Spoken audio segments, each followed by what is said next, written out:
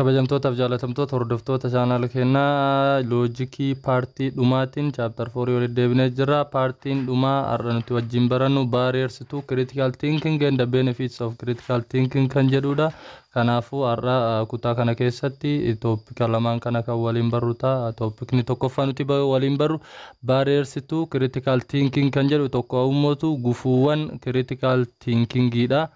maal akka ta'u waliin ilaalla. Gufuuwwan critical thinking kan as jalatti eeraman kana tokkoffaarratti egocentrismidha, lammaffaarratti sociocentrismidha, sadaffaarratti unwarranted assumption yoo ta'u, afuraffaarratti stereotypeidha, shanaffaarratti relativistic thinking kan jennuuni fi inni dhumaa yookaan mootuyyuu inni jaffaan wishful thinking kan jennuunidha jechuudha. Kanaafuyyuu mee barreeroonni kun akkamitti gufuu ta'uu danda'anii takka akkamitti obstacle critical thinking ta'uu danda'an kan jedhu tokko tokkoon kan waliin ilaallu ta'a. Tokkoffaarratti egocentrism jechuun dhugaan nu bira jirti jedhanii takkaa'u dhugaan ebalu bira jirti jedhanii nama dhuunfatiif takkaa'u mataa isaaniitiif dhugaa yookaan galfatan taate egocentrism jedhama. Kanaafuu egocentrism jechuun dhugaan nu bira jirti takkaa'u mootu anaatu dhugaa qabaa jedhanii dhugaa ofii galchuun egocentrism jedhama. Namni critical thinker ta'e tokko dhugaan ana bira jirti jedhee yeroo hunda yoo kan yaadu ta'e namni sun critical thinker osoo hin taane uncritical thinker jechuudha. Kanaafuu egocentrism is the tendency to see reality as centered on what oneself. Egocentrism jechuun diddaa maal laaluti dhugaan akka ana bira jirtuutti takkaa'u akka uf bira jirtuutti yoo kan laallamu ta'e takkaa'u diddaan dhugaan uf bira jiraachuu namatti mul'iftu takkaa'u mootu namatti garsiiftu egocentrism jedhamti. Kanaafuu namni tokko yoo dhugaan anuma bira jirti jedhee yeroo hunda dhugaa ufuma biratti ka argu taate namaaf yoo dhugaa kennuu didu taate namni sun egocentrism qabaa jennaan jechuudha. Kanaafuyyuu egocentrism kana jalatti egocentrics waan jedhu waliin ilaalla. Egocentrics jechuun the person who have the behavior of egocentrism jechuudha. Egocentrics jechuun nama amala egocentrism qabudha takkaa'u nama haalli isaa egocentrism taheedha jechuudha. Kanaafuu egocentrics kun namni amala egocentrism qabu kun nama akkamii selfishidha, nama of jaalatu, self absorbed peopleidha. Self absorbed people jechuun nama homa isaa qofa dhaga'uu fedhu takkaa'u ufuma dhageeffatu fedhu nama ka dhageeffatu hin feene.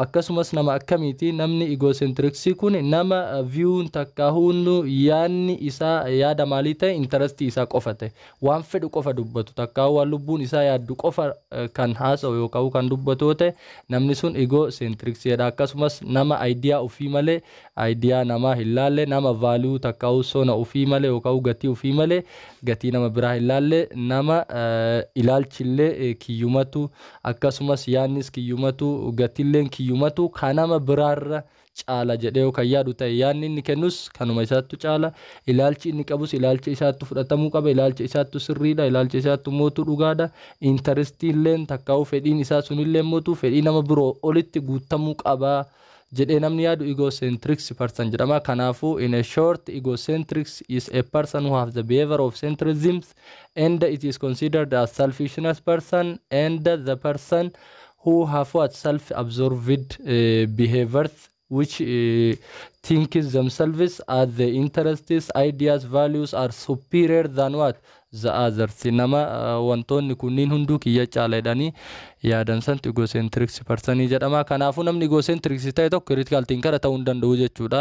Baariyerii namni tokko akka critical thinker hin taane nama godhan keessa yaada egocentrismummaa qabaachuudha takkaa'u dhugaan na bira jirtedhanii amanuudha jechuudha. Two common forms of egocentrism. Egocentrism kun bifa lama qaba, bifa lamaan laaluu dandeenya. Tokkoffaa self interested thinking fi lammaffaa immoo superiority bias kan jennudha. Self interested thinking jechuun yaanni isaanii ka fedhii isaanii sanirratti hidhame yoo kan ta'u taate takkaa'u namoota wanni isaan kennan view'n isaan kennan sun view thinking isaanii fi akkasumas interest isaanirratti hidhate qofa yoo kan ta'u taate takkaa'u fedhii isaanii ka keessoo san qofaan kan wal qabatu yoo kan dubbatan taate namni suni formii egocentrism keessaa maal jala jira? Self interested thinking jala jira jechuu fedhii dhuunfaa ufiitiif kan yaadu takkaa'u mootu kan idea fi akkasumas immootu value wayii kaa'u jedhama. Inni lammaffaan immootu superiority bias jedhama. Superiority bias jechuun loogummaa maalitii takka'u malammaltummaa yaadni nama biraa kiyyan ga'u ani aspektii wayitiin namarra jira aspektii namarra jiru saniif jedhanii namni kabajuu qaba yaada kiyya fudhatuu qaba fedhiin kiyya isaan biratti bakka argatuu qaba jedhamee yoo kan yaadamu ta'e superiority bias jedhama jechuudha. Kanaafuu foormii gurguddoo lamaan kanaan egocentrism raawwatamuu danda'a. Self-interested thinking kan jennuun kun kan isaa the tendency to accept and defend beliefs that harmonize with one's self-interested. Tendency diddaa fudhatuuti takkaa'u fudhatuu diduu adeemsa fudhatuu diduu fi akkasumas defend gochuu ofirraa dhiibuu. What maal ofirraa dhiiba beliefs nama tokko takkaa'u yaada fedhii nama biraa waliin harmonize ta'u takkaa'u wal galu yookaan wal qunnamu san fudhatuu didu. Namni tokko yaada isaa malee yaada nama biraa yookaan fudhachuu didu ta'ee fi akkasumas immoo ilaalcha namaa kan yaada nama biroo saniin harmonize ta'u takkaa'u wal galu yookaan fudhachuu didu ta'e namni sun self interested thinking qaba malee critical thinking qabu jechuudha. Wanni inni yaadu waan fedhii isaa qofa yaada malee waan sila nama biroo fayyadu takkaa'u yaada nama dhageeffatee namarraa hubatu fedhan qabu jechuudha. Thinking isaa maal qofa irratti hundaa'e interest nuuf keessaa qabu irratti qofa kan hundaa'e ta'a. Almost no one is what immune to self interested thinking. Irra caalatti jira takkaa'u guutumaan guututti maal jechuu ni dandeenya namni kamuu self interested thinking isaatiif fedhii mataa isaatiif maal hin qabu jedha imminuu hin qabu. Imminuu jechuun imminuutii takka waan isa san dhiibu fakkeenyaaf amma akka barattoota fayyaatti imminuutii siistamiin dhibeen tokko namatti dhufe takkaa'u foreign particle tokko qaama namaa seen ofirraa akkuma attack godhu takkaa'u ofirraa dhawu sanitti namni mootuyyuu yaada ofii kana fedhii isaa san ofirraa dhahu hin jiru. Namni yaada nama birootiif diina taha malee takka'u yaada nama biroo ofirraa dhahuu fedha malee yaada fedhii isaa san ofirraa dhahuun fedhu guddifachuumaa fi jabeeffachuu fedha waan ta'eef tuni waan namni uumamaan qabu self interested thinking tu waan namni uumamaan qabu. Garuu yoo daangaa kan dabartu taate mootu uncritical thinker nama goote jechuudha. Namni kamuu ka uumamaan yaada ofii san faallaa isaa ta'uun fedhu takka'u fedhii isa keessa jiru saniif yaadni yaadu yaada faallaa ta'uu hin qabu. Garuu yoo kan sadarkaa irra ol guddatu ta'e takka'u akka malee namni yaaduma ofii qofa kan leellisuu fi faarsu akkasumas immoo nama keessatti bakka argachiisuudhaaf yoo kan ta'u taate namni akkasii sun highly self interested thinking qaba. Kanaafuu critical thinker ta'uu hin danda'u jechuudha. Example kana ilaalume for example jedha most doctors support legislation making it more difficult for them to be sued for malpractice because they do not want to punish for mistake committed in the workplace. Example kun maal jedha ogeeyyiin fayyaa takkaa'u doktoroonni heera takkaa'u seera tumuu keessatti ni hirmaatu jedha. Seerri sun seera akkamii? Seera nama fakkeenyaaf hojii keessatti waan hin taane hojjete tumuu keessatti ni hirmaatanii jedha. Maaliif isaantu hojjetaadha waan ta'eef seera san osoo ufillee keessa jiraatanii ni fedhan keessa jiraatanii seera san warra legislationaa wajjin tumuu ni fedhan. Ka warra maalii ka warra maal practiceedhaan himatamuu gocha hin taane dalaguudhaan himatamuu san tumuu ni fedhan. Sababbiin isaa they do not want isaan kun waan hin feeneef maal punish for mistake committed in the workplace. Dogongora iddoo hojiitti isaan mudatu saniin adabamuu hin fedhan. Kanaafuu wanti isaan seera san keessatti hirmaachuu fedhaniif seera tumamuu san keessatti akka maaltu hin jiraannedha yeroo dogongoran akka hin adabamne takkaa'u seerri ogeeyyiin fayyaa yoo waan kana balleessan waan kana haa adabaman jedhu akka keessatti hin barroone keessaa quufi. Kana jechuun fedhii ofii san keessa baatuuf jechuudha. Yoo warra seera barreessan waliin ka barreessan ta'e ogeeyyiin fayyaa bakka hojiitti waan akkana yoo balleessan waan kana adabamu waan jedhu san keessaa maal godhuufi seera san dhabamsiisuuf. Maaliif rakkoon boru na mudatuun ooluu awwaa balleessuun ooluu iddoo hojiitti yoo haa balleesse mootuyyuu yoo amma seera namni duubaan abbaa seera saniin adabamuu danda'a jedhee waan yaaduuf adabamuu fedhu waan ta'eef kanaafuu seera warra hojjettoota fayyaa iddoo hojiitti rakkina raawwatan takka'u dogongora raawwatan adabuu jedhu san dhabamsiisuu barbaada jechuudha. Seera san keessa warra san waliin yeroo tumutti akka keessatti included hin taane barbaada jechuudha. Kanaafuu namni amma maal barbaada doktortichi kun warri doktoroota kun self interested thinking fedhan jechuudha. Achi keessatti fedhii isaanii seera warra tumusan waliin taanii fedhii isaaniillee maal gochuu barbaadanii keessa bahatuu barbaadanii jechuudha. Kanaafuu yeroo akkanaa kana critical thinker ta'uu danda'u jechuudha namni. Inni lammaffaan forming egocentrism superiority bias kan jennudha. Maqaan isaa kan biroo maal jedhama? It also known as what? Illusory superiority jedha. Olaantummaa nama fakkeessuu takka hummuutu waan wahiitiin namni kun olaantummaa qaba aspektii wahiitiin nama caalaa jedhanii yoo kan yaadan ta'e takka better than average effect. Effektota jiran hunda caalaa namni tokko bakka ta'e wayiitiin nama caalaa namarra jira jedhanii yoo kan nama fakkeessan taate olaantummaa nama tokko inni sun maal jedhama? Superiority bias kan jennudha. Kanaafuu akka waliigalaatti it is a tendency to what? Overrate oneself to see what? Oneself better in some aspects than actually is jedha. Kanaafuu inni kun diddaa overrate gochuudha. Takka hummootu isa tokko isa biroorra caalchisuudha. Maal jedhanii?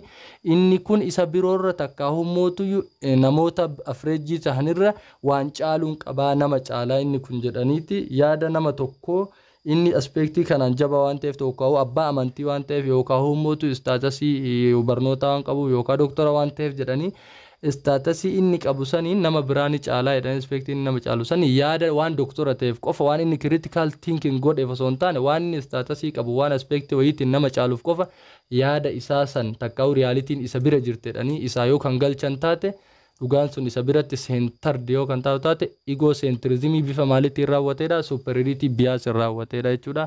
Inni lammaffaan sociocentrism kan jennudha. Sociocentrism immoo dhugaa eessatti centered godhanii groupii tokko biratti centered godhan gosa ta'uu danda'a, balbala ta'uu danda'a, akkasumas immoo saba ta'uu danda'a fi wantoota kanaaf kana fakkaatan takka garee amantii takka ta'uu danda'a. Dhugaan saba san harka jirti, dhugaan immoo gosa san harka jirti, dhugaan balbala san harka jirti, dhugaan immoo lammiisan harka jirtedhanii guruupii taate wahiitiif dhugaa galchuudha jechuudha. Sun immoo egocentrism nama dhuunfatiif mataa ofiitiif haa ta'u takkaa'uu nama biroo ka dhuunfatiif haa ta'u individuaalii tokkoof dhugaa galchuu dhugaan isa bira jirtedhanii akka dhugaan isa bira jirtu tokko laalan ta'e egocentrismidha. Kun faallaa sanii immoo guruupiidhaaf jechuudha. It is a group centered thinking and it can hinder rational thinking by focusing excessively on the group jedha.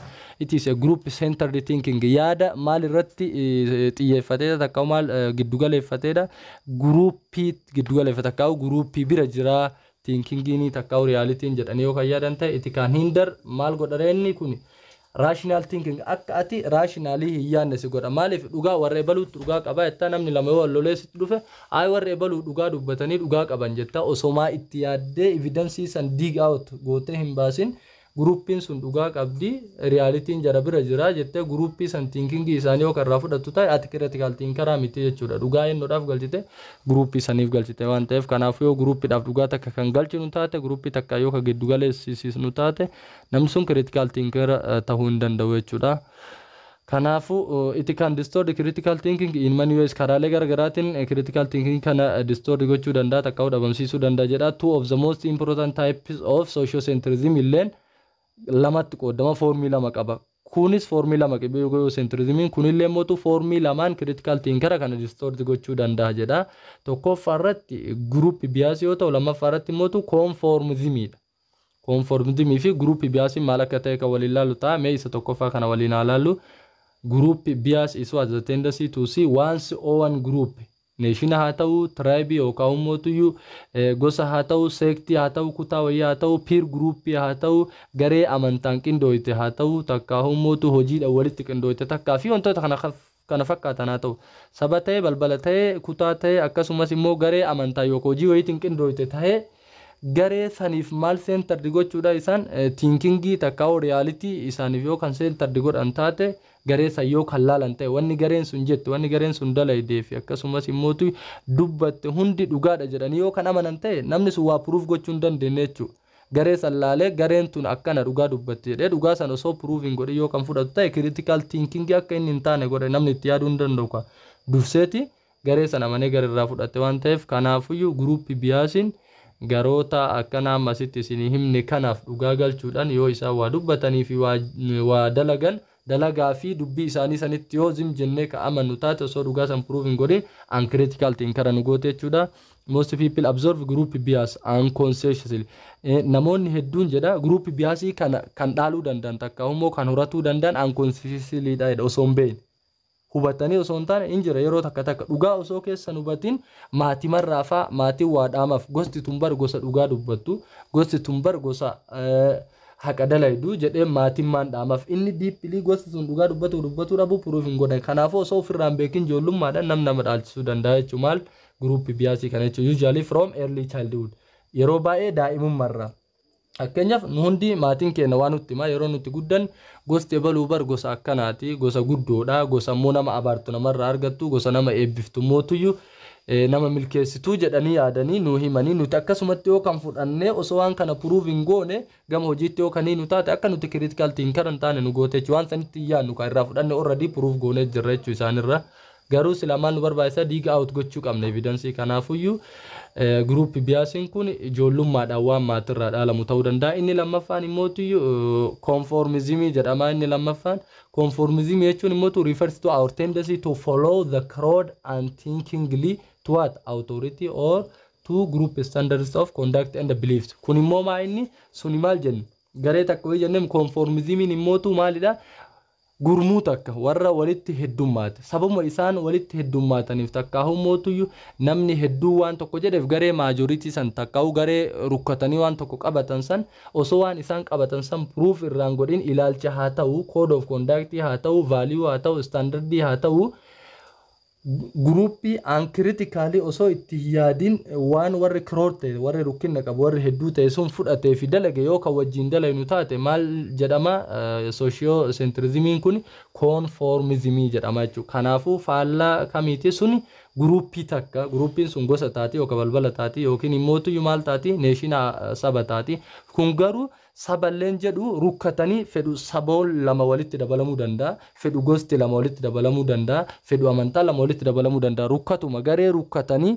waan tokko dalagan believing isaanii sunii fi value'n isaanii sunii fi akkasumas code of conduct'n isaanii sirrii jennee yoo kan amannu taate osoo proving godhin waanuma isaan irratti baay'ataniif social centrism akkasumas jedhama conformism kan jedhamudha jechuudha kanaafuyyuu inni sadaffaan maal jedha unwarranted assumption and stereotypes kan jennudha unwarranted assumption jechuun an assumption is something what we believe to be true without that any proof or conclusive evidence jedha assumption jechuun akkuma maqaan isaa ibsuttu fudhatu takkaa'u mootu ni ta'a jedhaniitumaan akkanumatti mee jedhanii takkaa'u haa ta'u jedhaniitumaan maal gochuudha fudhatu jechuudha unwarranted jechuun unproved jechuudha unproved assumption yaada proved hin ta'in jechuu fi stereotypes jechuun immoo haasti generalizing jechuudha waan muraasa laalteeti garee san keessaa waan ba'eef warri sun waan dhiiganfaa wal fakkaataniif takkaa'u gosaawwan wal fakkaataniif gosa san keessaa nam lamarratti waa raawwatte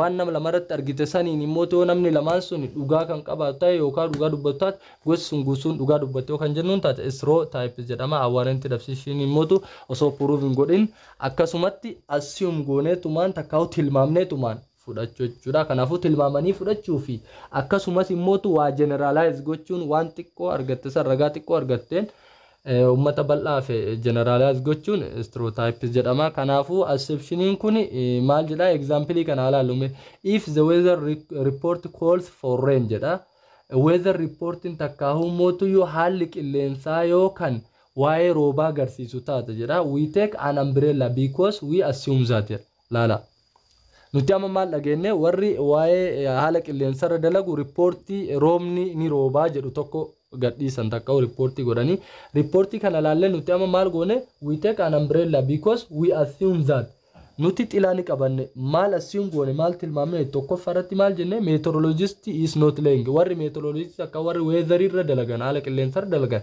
hin kijiban jenne waan maal goonuuf tilmaamuuf takkaa'u assume goonuuf garuu sobuu fi sobuu dhabuu jara proving goone nuti irra hin geenne eenyutu dhaqee meteorolojistiin sobuu fi sobuu dhabuu namni adda baasan jiru garuu hin soban jennee maal goone nuti tilmaamne takkaa'u fudhanne sammuu kennaman siif lammaffaa report is based on what scientific analysis of weather pattern ammallee maal jennetti tilmaamne takkaa'u maal jennee fudhanne reporting kun scientific analysis xiinxallaa saayinsii bifa weatherii takkaa'u mootu haala qilleensa irratti hundaa'a jennee sammuun teene tilmaamte yookaan fudhatte garuu proving goone kunis scientific ta'uu fi ta'uu dhabu sadaffaratti immoo instrument are accurate accurate instrument meteorologistoonni ittiin dalagan meteorology material kun accurate dha isa dhugaatiin sobuu fi wantoota kana fakkaatan jennee qalbii teenya maal goone amansiif meeshaan isaanii accurate ta'ullee namni dhaqeetiin irra ga'ee qoratee proof godhan jiru akkasumas scientifically ta'ullee namni irra ga'an jiru meteorology sobuu fi sobuu dhabullee rabbii beeka malee wanti beenu hin jiru osoo proving godhin maal goone waan tilmaamnuuf akkana jennee waan yaannu kanaafuu yoo reportiin warri meteorologistii reportii roobni ni rooba ji'a kana keessa jedhe nuti maal goona xilaa bitachuu takka xilaa qabachuu eegallaa jechuudha.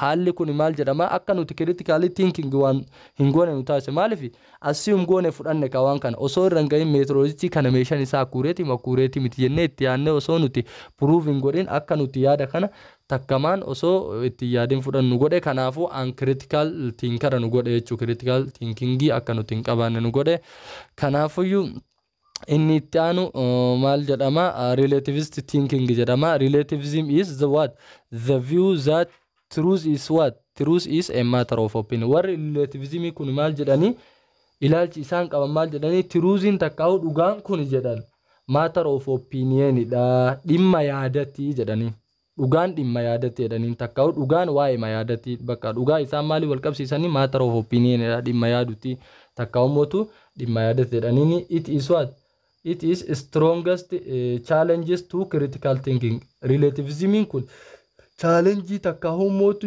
gufuu guddaa maaliti warra critical thinking giiti fi maaliif akka ta'e mootu kan walii ilaalutaa there is no objective or absolute standard of the sababbiin isaan kana jedhaniif sababbiin tokkoffaa warri relativism truth is a matter of opinion jedhaniin truth tun dhimma yaaduti takkaa'u dhimma yaadati tokko lammaffarratti mootu tiruun tun ammallee strongest challenge to the critical thinker waan jedhaniif waan armaan gadii kanaatiif tokkoffarratti itti hafuat no objective or absolute standards of the truth meeshaan takkaa'u mootu safartuun dhugaa tiruuzii kanaa waan hin jirreef maal jedhaniirre truth is a matter of opinion jedhaniin meeshaan qabdu waan ta'eef takkaa'u mootu safartuu dhugaa takka ittiin safaramtu waan hin qabneef a matter of opinion dhimma yaadati waan safaramuu danda'u miti waan mul'atuu danda'u miti jedhanii yaada sababa kanaaf osoo meeshaa qabaatte kan safaramtu taate sila warra critical thinkera safarreetti truuzin isaa hagana jenne critical thinkera jenna kanaafuu isiintu waan matter of opinion taateef meeshaa ittiin safaramtu waan hin qabne warra critical thinkera kanaaf challenge guddaadha takkaa'u mootu gufuu guddaadha jedhanii yaadanii there are two popular forms of relativism illeen formula qaba wanni haga amma baran hundi isaatu formula lama qaba jechuudha maalilleen egocentrism illeen sociocentrism illeen waan warranted fi stereotyping ta'iniin alatti lamaan isaaniitu formula lama qabanii kunillee formula lamaan inni qabu subjectivism fi cultural relativism jedhaniin subjectivism kan jennuun maalidha it is the view that truth is a matter of individual opinion.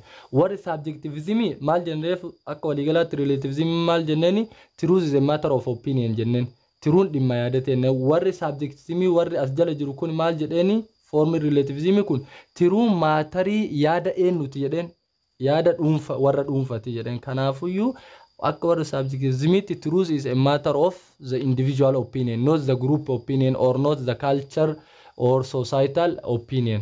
Isaan maal jedhaniini truuzin tuni maatarii takkaa'u dhimma yaada nama dhuunfati akkaataan namni itti yaadu suni maalni murteessa jedhanii truuzii murteessaa namarratti fakkeenya wanni an tiruu jedhuuni fi namni biraa hiriyyaan kiyya tiruu jedhuun garagara ta'uu danda'a jechuudha kanaafuu truuzin tun namarratti adda addaa jechuu barbaade toora subjectivism kun whatever an individual believes is true jedha wanti individualin kamuyyuu true jedheen tokko isaaf tiruudha jedha for that person namicha saniif wanti individualin tokko true jedheen hundi namicha saniif tiruudha jedha there is no such thing as jedha wanta akkanaa kun hin jiru objective or absolute truth objectivin takkaa'u absolute truthin tokkollee hin jiru jedha maaliif osoo jiraate silaa nama hundarratti wal qixa taaka maaliif objective takkaa'u standard absolute standard takkaa'u measurement safartuu dhugaa waan hin qabne safaruu hin dandeenyu kanaafuu namarratti adda addaa jechuudha dhuunfarratti adda adda waan taateef truth that exists independent of what anyone believes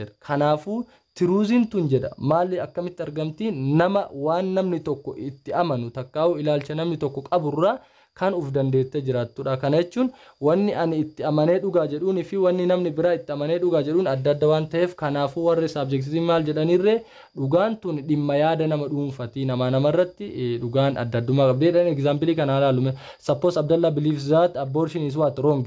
Meek akkana jennee haa fudhannu jedha. Namni Abdallah jedhamu tokko jedha maal jedhee amana jedha. Abortioniin takka ulfa baasuun dogongoraa jedhee amanaa jedha. Akka biyya isaatti beeka. Obangan immootu Obanga believes that abortion is not always wrong. Obangan immootu ulfa baasuun dogongoraa miti jedha. Laala. Kanaafuu amma akka Abdallaatti ulfa baasuun isaaf dogongora jedha. Isaaf kanaafuu amma jechi inni jedhu kun ulfa baasuun kun dogongora ta'uun isaaf dhugaadha. Truuzidha. Obanga daafillee Obanga believes that abortion is not always wrong. Abortion kun yeroo hunda dogongora miti jedha. Isa namicha kanaafillee dhugaa. Namichi kunis maal keessatti yaade fakkeenya namni tokko yoo tasa ka ulfaa'u taate baasuun ni taati takka humootu namni sun haati sun yoo ka lubbuu dhabdu taate lubbuu haadha sanii baasuudha lubbuu daa'ima sanii baasuutu caala jedheefaa akkasitti yaaduu mala inni. Akka itti yaade sanitti isaafillee dhugaa ta'uu malaa jechuudha. Namicha Abdallaafis dhugaa Obangaafis dhugaa. Kanaafuu tirummaa lidharee amma a matter of the individual opinion ida jechuudha. Kanaafuu jara lachiifuu tokko soba tokko dhugaa jechuu hin dandeenyu jechuudha. Sababa kanaaf warra subjectivism truth is a matter of individual opinion jedhaniin according to subjectivism akka warra subjectivism jedha abortion is always wrong for Abdallah. Abortioniin akka warra subjectivism kanaatti Abdallaaf ka yeroo hunda maalidha wrongidha. Maaliif jennaan Abdallah maal jedha believes that abortion is wrong jedha totally. Kanaafuu akka warra subjectivism Abdallaadhaaf abortionii yeroo hunda dogongoraa tiruudha isaaf. Not always wrong for Obanga. Obanga daaf immoo yeroo hunda wrong miti. Amma kanaafillee true. Kanaafuu both beliefs are what? True for them. Jara lamaaniif beliefs in isaan lamaanii ulfi yeroo hunda dogongoraa fi ulfi immoo baasuun dogongoraa miti ka jedhan jara lachiifu tiruudha. Sababa kanaafuu maal jenneerre truth is a matter of individual opinion jedhanii jechuudha. Subjectivism kanaafuu cultural relativism kan jennuun immoo it believes that truth is a matter of social or cultural opinion. Kun amma maalitti maxxansanii dhugaan warra kan bira jirti takka humootu dhimma maalitti jedhaniin dhimma hawaasa takka aadaa tokkooti jedhaniin what is true is whatever people in a society or culture believe to be true. Wanti dhugaa ta'e kan hawaasni dhugaa jedhuun sun hawaasaniif maalidha yeroo hunda dhugaadha jedha. Mee example kana halaalu drinking wine is widely considered to be wrong in what Iran. Laala wayinii dhuguun dhugaatii wayinii dhuguun bal'innaan warra Iraan biratti maal jedhamee hubatama jedha dogongora jedhamee amanamaa jedha akka ilaalcha isaaniitti beliefs isaanii kan isaaniif amma turuudha wanti kun but is not generally considered to be wrong in France jedha akka mootu warra Faransiitti mootu dhugaatii wayinii kana dhuguun dogongoratti ilaalamu dogongoraa mitiidha. Kanaafuu amma akka aadaa warra Iraanitti wayinii dhuguu maali dogongora ta'uun jara biratti beekamaadha dhugaadha jechuudha aadaa isaaniitiif takka soosaayitalii Iraan kanaaf. As deebinee mootu soosaayitalii warra Faransi kanaaf mootu dhugaatii wayinii dhuguun kun isaaniif dogongoraa miti waan ta'eef jaraafillee dhuga aadaa isaaniitti waan ta'eef jara kaaniifillee dhuga. Kanaafuu jara kana lachiifuu tokko soba tokko dhugaa jechuu hin dandeenyu. Maaliif jennaan maal jenne dura warri culturalism maal jedhennaan truth is a matter of group or societal or cultural matter opinion one jenneef jechuudha. Therefore drinking wine is immoral in Iran but is morally permissible in France jedha. Kanaafuu jedha dhugaatii wayinii dhuguun Iraan keessatti immoralidha haal maleedha takka humootu hin barbaachisu jedha. Garuu mootu moraalii akka hawaasatti warra France keessatti ayyamamaadha jedha. Kanaafuu view jara lachiitunu tiru jennaan malee believe jara lamaanitu tokkoon foorti tokkoon tiru jechuu hin dandeenyu jechuudha. Kanaafuu warri kun dhugaan maatarii society tokkooti takkaa'u aadaa tokkooti jedhanii kan amananidha jechuudha. The most common form of relativism is what? Moral relativism. Lamaan kana keessa immoral relativism fi moralii kana keessa most common form ka ta'e moral relativism dha jechuudha. Moral relativism jechuun truth is a matter of what? A matter of societal or cultural opinion kan jedhanidha. Kana jechuun lamaan keessaa jechuudha. Lamatu jira jennee miree waa'een relativism subjective relativism fi akkasumas immoo maal jennee cultural or societal relativism jennee lamaan keessaa inni filatamaa ta'e moral relativism maal keessatti societal takka cultural keessa waan jirtu cultural kanatu irra maalidha koomanidha. Maaliif jennaan waan individualiin dhugaa jedhee itti amanu san fudhachuurra waan hanga tokko hawaasni tokko takkaa ummatu warri garee aadaa takkaa qabu guutuun dhugaa jedhee itti amanu san fudhatuutu irra barbaachisaa waan ta'eef isatu caalaa jedhe kan individualii sanirra ka subjectii sanirra akka culturalii kana caaladhe. Moral subjectivism is what the view that what is morally right and good for an individual. Morally subjective yoo wantichi kun morally subjective kan ta'u taate morally takkaa ummatu safuu nama dhuunfaa tokkootiin kan murtaa'u yoo kan ta'u taate the view that what is morally right waan akka aadaa takkaa ummatu safuu namicha saniitti sirrii fi gaarii ta'e nama dhuunfaa tokkoof maal jedhama inni sun moral subjectivism jedhama. Fakkeenyaaf jedha A is whatever A believes is morally right and good jedha. A kun jedha whatever A kun namtichi A individualin kun yoo wanti tokko fakkeenyaaf inni morally rightidha goodidha jedhee itti amanu kan ta'u taate isa saniif maalidha yeroo hunda A kun isaaf morally right and goodidha. Wanti akkanaa kun maal jedhama moral subjectivism jedhama rather than what moral culturalism jedhamu caalaa jechuudha. Kanaafuu garaagarummaa moral subjectivism fi culturalism illee adda baasuu qabna. Moral subjectivism comes in two major forms. Moral subjectivism takka humootu tama dhuunfaa irratti xiyyeeffatu sun formii lamaan dhuftedha. Moral subjectivism and cultural moral relativism jennaani. Isin moral subjectivism tama amma ormoolitti isin hiine tana yoo dhugaan sun eenyu subjectii eenyutiin qofa dubbatamte nama dhuunfaa tokko individual yoo kan dubbatamtu ta'e moral cultural relativism kan jennuun immootu yoo warra culturii tokko qaban takkaa'u society iddoo tokko jiraatu saniif wanti tokko raayitii fi gudii kan ta'u taate isaaniif wanti sun tiruudha jenneeni kan bira taruudha. Inni dhuma wishful thinkingidha. Wishful thinkingiin waan san osomaa irra hin gahin atummaan maal jettee waan abdattuuf takka waan amantuuf wanti sun badaadha takka wanti sun gaarii jettee waan ati qofti hawwii qabduuf takkaa'u abdattuuf qofa dhugaa jettee kan fudhatu taate wishful thinking jedhama.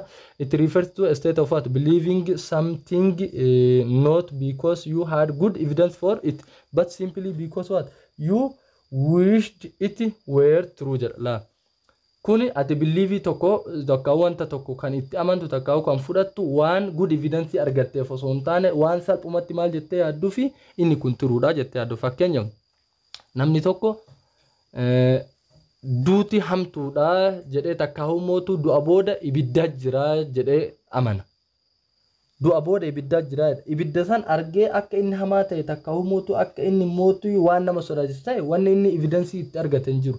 Garuu maal jedhee sammuu fi amansiise ibiddi jahannam takkaa'u mootu guyyaa qiyaamaa azaabni badaadha takkaa'u mootu ibiddi jahannam badaadha jedhee waan yaaduuf irraa of eega.